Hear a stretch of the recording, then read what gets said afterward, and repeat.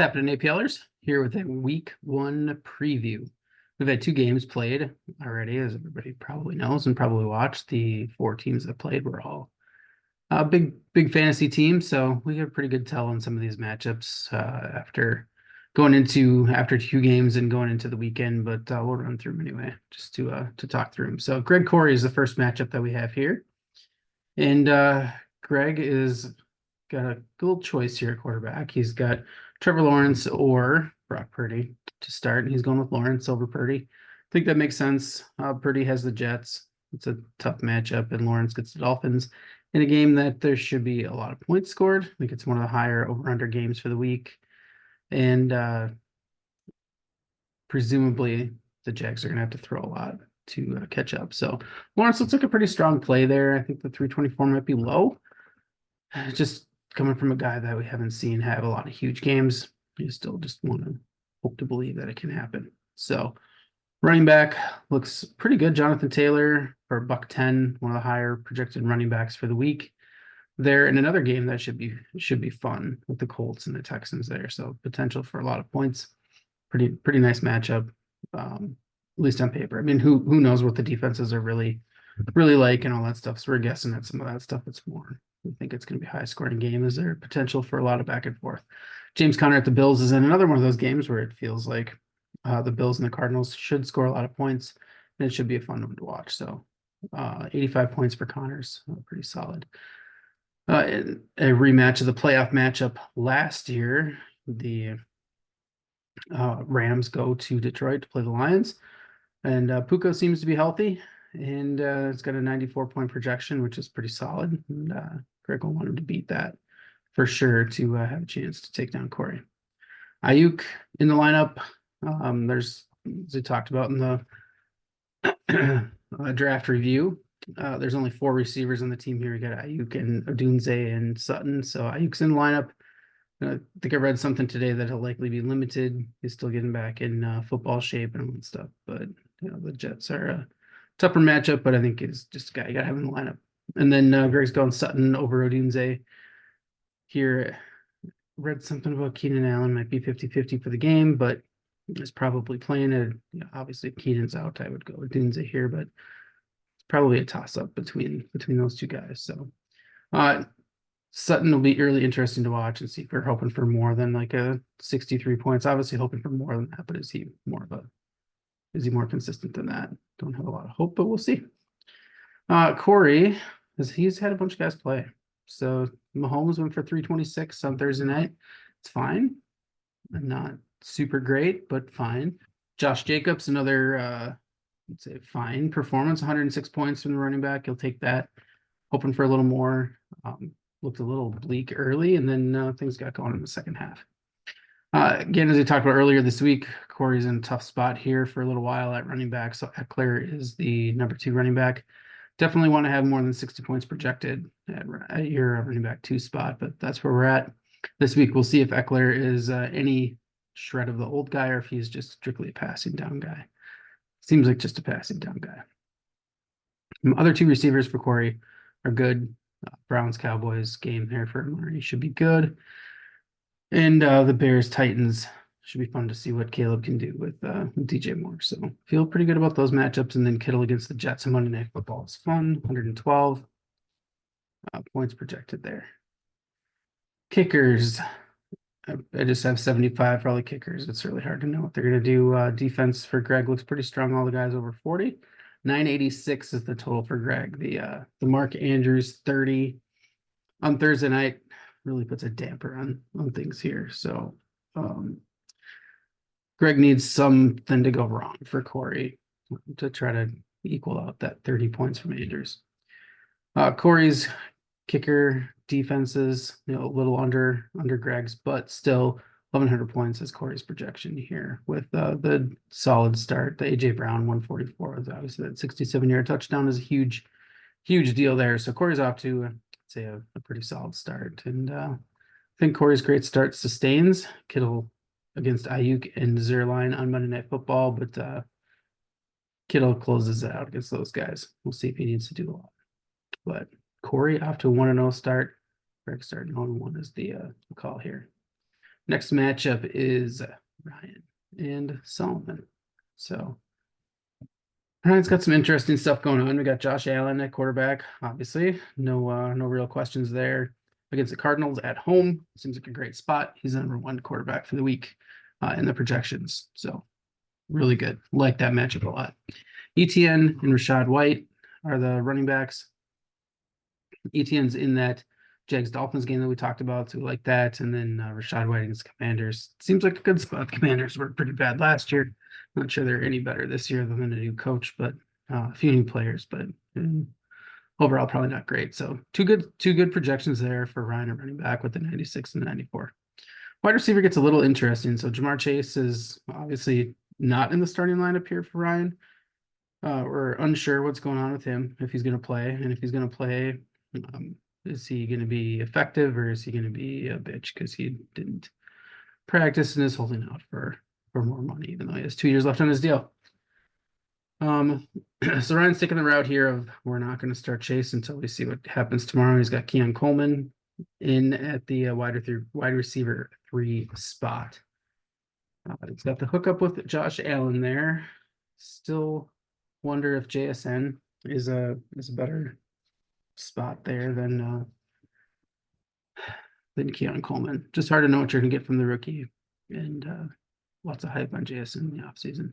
Godwin and Deontay should be guys are gonna catch 5 to 7 passes for 70 to 80 yards, something like that, and that's probably what Ryan's looking for. Ferguson's probably pretty similar. Against the Browns, not the best matchup for Dallas, but still decent for Ferguson. Solomon has had some stuff happen already, some not good stuff. Jordan Love goes for 307 last night, and in the last 30 seconds of the game where you're hoping he's going to tack on a bunch of points, instead he gets hurt. So it sucks for the Packers, and sucks for Solomon too. And he's got a lot riding on that guy, and it's not happening, so it's a bummer. I guess next week we'll see what Mr. Rogers has in store for Solomon's team. Running back for Solomon won't. He's getting plenty of heat for these guys, but we got Gus Edwards and Devin Singletary going. Feel better about Singletary. He should be the 3-down back against the Vikings. So a bunch of us will get a good look at how that goes. And then Gus Edwards gets the Raiders. It's just really hard to know how that split's going to work out in the first week. Almost rather see Chuba Hubbard here in that starting spot, because it seems like he's going to get more touches than Edwards, but I'm not sure if it's significantly different. Wide receivers are really strong. JJ's projected for $114, Garrett Wilson 88, and then Diggs for 71. Feels like all those guys can go for more than that. So I think that's the key. If Solomon's going to overcome the 71 points from Kelsey and the 307 from Jordan Love, those games are okay, but definitely you want more from those guys. So if Solomon's going to overcome those, I think the wide receivers need to outperform the projections here. Kickers had the defense in for Ryan, and Drew Tranquil did not do well on Thursday night. So maybe that's another little chance for an opening there for Solomon. Quay Walker had a nice night. Butker's already in the bank with 78 points. So, when I looked at what Love and Kelsey and Butker and Walker did, and Ryan's got this in the bag. And then you add up all the points, and it's pretty close. So we'll see what those wide receivers can do. We'll see what Josh Allen does for Ryan. But you got Ryan coming out with the win. So Ryan's going to sneak by based on Mr. Josh Allen winning game for him. Next matchup is the out of the division matchup here, which is me versus Jake. So we've got 2 of the Dolphins here I think are going to be keys to how this matchup plays out. So Jake, another person that has had some guys go already, had Hurts go last night, 341. I think is a pretty solid number. You're hoping for 350-ish from your quarterback, and some weeks where you need more than that. So it's pretty solid. Pacheco had the 100 points on Thursday night. Potential for like the big touchdown that he alligator armed. So it could have been more, but 100 points is still pretty solid from your running back there. The rest of the guys here are projected well as well. Kamara, it's the Panthers. looks pretty good. He should be the main guy. Not a lot of question about that. Tyreek is Tyreek. He's gonna put up a ton of points. 122 seems like the floor, and could definitely go for more than that. Get a 122 in the first quarter. Devontae against the Chargers. It's fine. Christian Kirk is in that potential shootout game there, so 75. And again, seems like a floor. And then Njoku will be interesting to watch and see how that goes against the Cowboys. Is that game supposed to be defensive, but maybe it's not. Maybe the Browns and Cowboys can both score some points, and Njoku can burst over that 100-point mark. For me, Dak is in that same game that I just talked about. So the projection is not great. On the road at Cleveland, the defense was really good last year and shut down the passing game. So doesn't look like a huge week for Dak. So 309 is the projection there. The running backs, you got Achane in that same game. We've talked a lot about the Dolphins and Jags so far.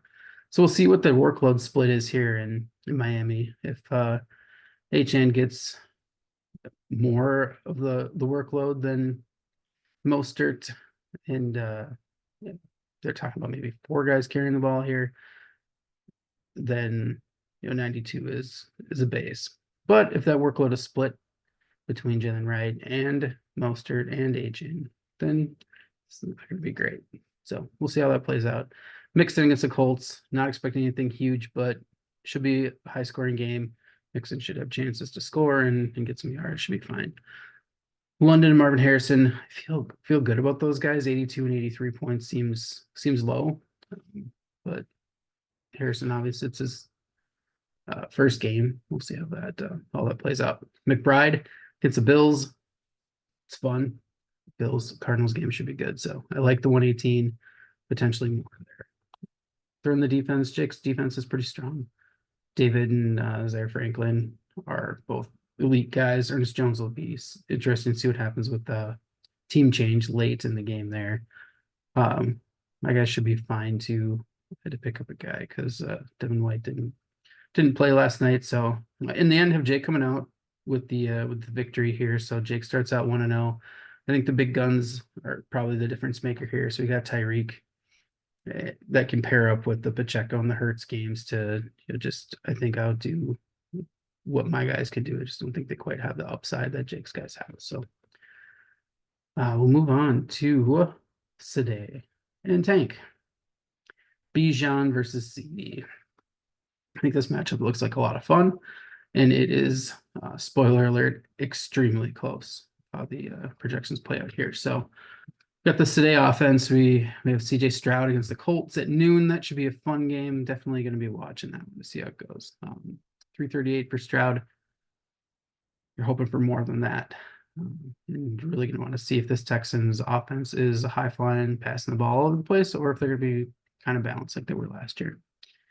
Bijan against the Steelers.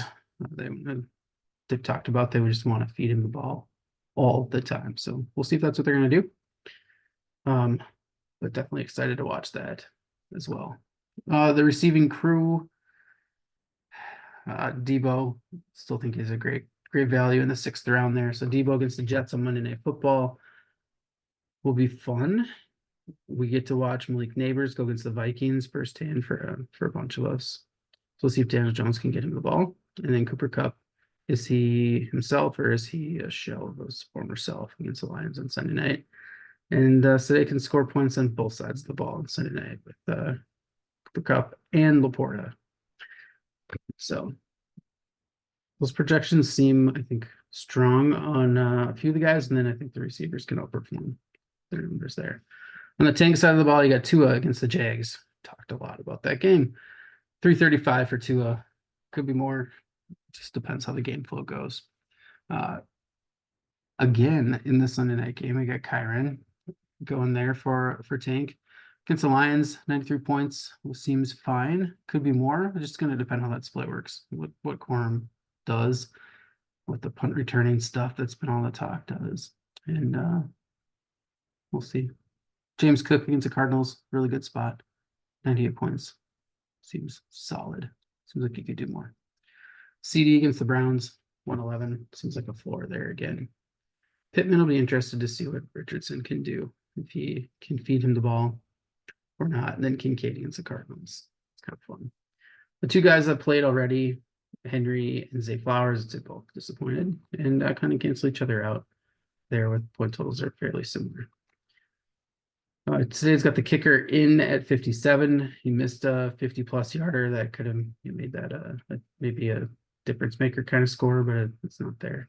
Defense looks solid on today's side.